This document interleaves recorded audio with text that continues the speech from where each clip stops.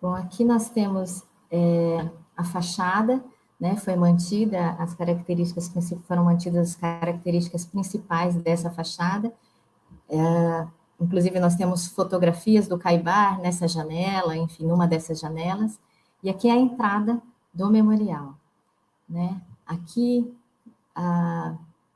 o corredor, né, da entrada aqui, a porta ficou um pouco encostada, mas dá para entrar, é uma porta estreita.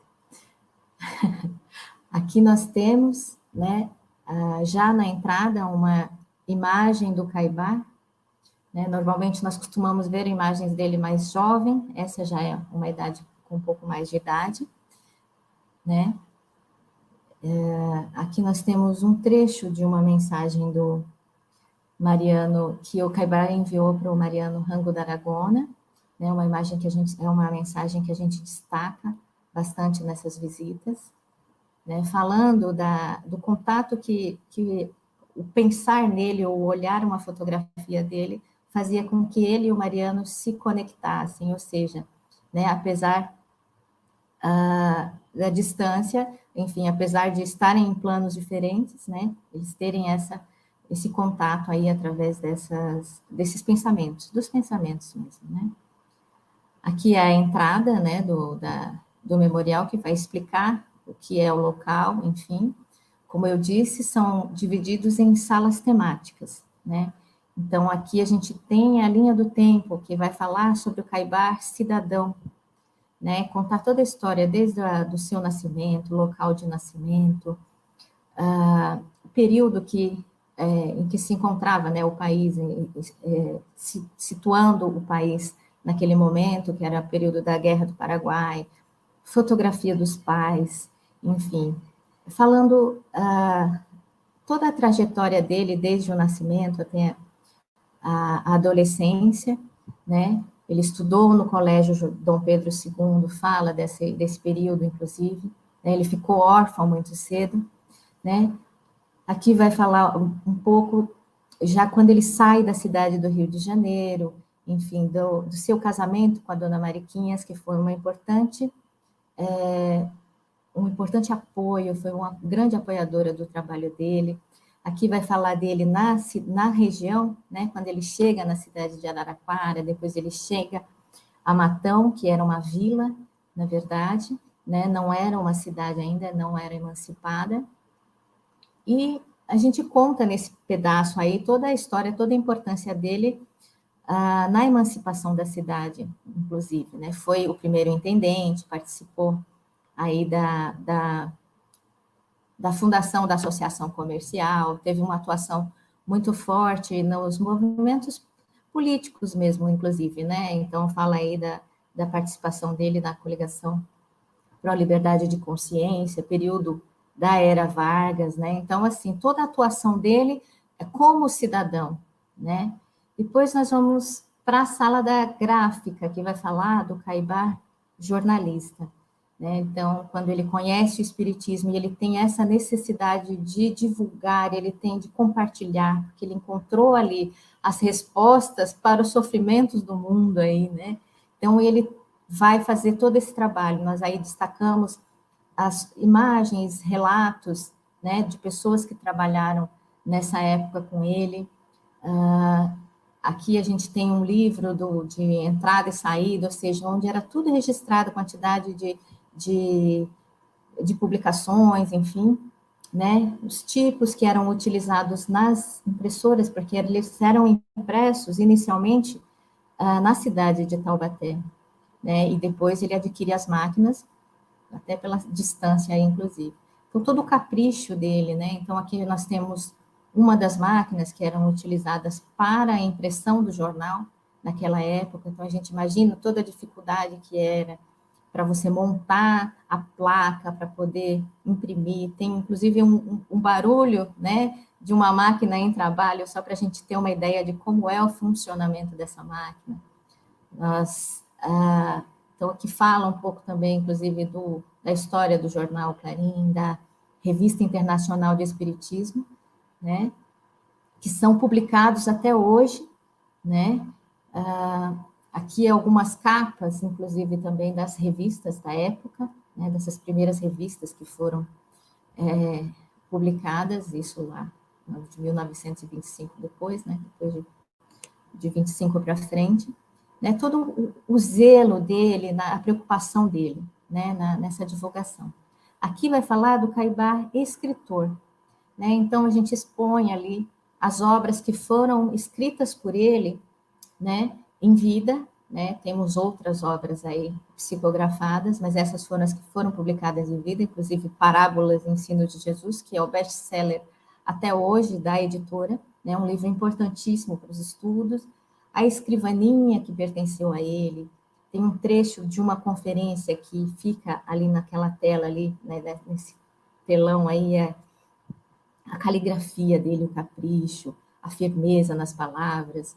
Aí a gente tem uma parte do acervo, né, da biblioteca dele, né, mostrando que ele estudava todos os assuntos, os mais diversos assuntos. Ele era um autodidata, uma pessoa extremamente inteligente, né? Aqui vai falar um pouco do Caibar farmacêutico, né? Então vai falar de todo o seu trabalho, a sua preocupação com a saúde, com a vida das pessoas, né? Tem uma foto enorme, né, na parede aqui, mostrando, né, a foto do Caibar e seus assistentes ali na farmácia, uma foto muito bonita, né, muito marcante, quando todos que entram lá acabam até se emocionando um pouco. E a gente mostra aí, assim, ele era praticamente ele era importantíssimo, assim, naquela época, Matão não tinha, tinha pouquíssimos médicos, dois, poucos, né? Então, assim, ele fazia o papel aí do médico aí, desde parto, enfim, diversos atendimentos, né? Aqui a gente tem alguns objetos que foram doados, né? E que eram outros que pertenciam aí, enfim, ao acervo dele, mas que eram os que eram utilizados, né, para a manipulação dos medicamentos e tudo mais, diversos frascos, né, de medicamentos ali,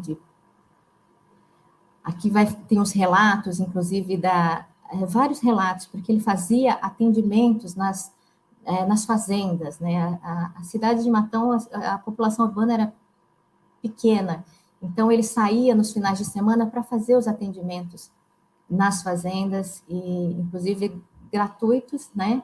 Então fala muito desse lado dele de fazer assim, quem pudesse pagar alguma coisa, pagava, mas quem não pudesse seria atendido com o mesmo zelo, com o mesmo amor, enfim. Conta um pouco da história da farmácia aí, né? Foram digitalizados alguns livros, eles tinham os prontuários, assim, então cada pessoa que ele atendia, ele ia marcando, ele ia anotando a data em que foi atendida, enfim, então a gente tem algumas páginas desses livros digitalizadas aí, né? Fala da fundação do Hospital de Caridade, né? E fala também da participação dele na Associação São Vicente de Paulo, que era uma associação que atendia os necessitados, enfim, rancenianos, e ele era uma das poucas pessoas aí que, que chegavam perto, que cuidavam mesmo dessas pessoas, todo mundo tinha muito medo, né?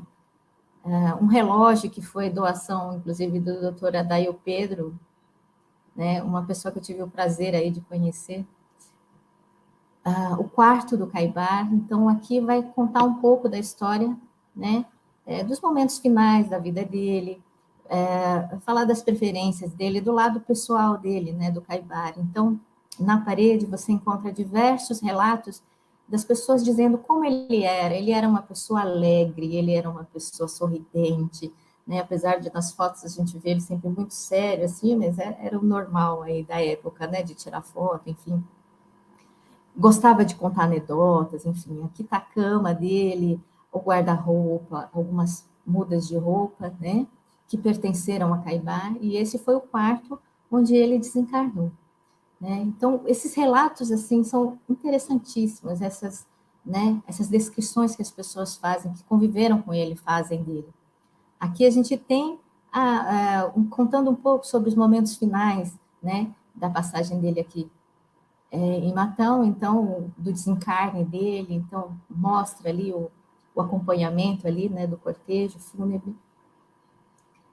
E nessa última sala, enfim, a gente entra para falar um pouco, né, do contato dele com da ligação dele com o espiritismo. Então, tem ali uma descrição que fala sobre Leon Denis, sobre Amália Domingos Soler, porque foram pessoas com quem ele manteve contato, ele se comunicava, né, ele se correspondeu com essas pessoas, que foram tão importantes aí na divulgação também do espiritismo aí na Europa, enfim, né, que deu continuidade ao trabalho de Kardec aí.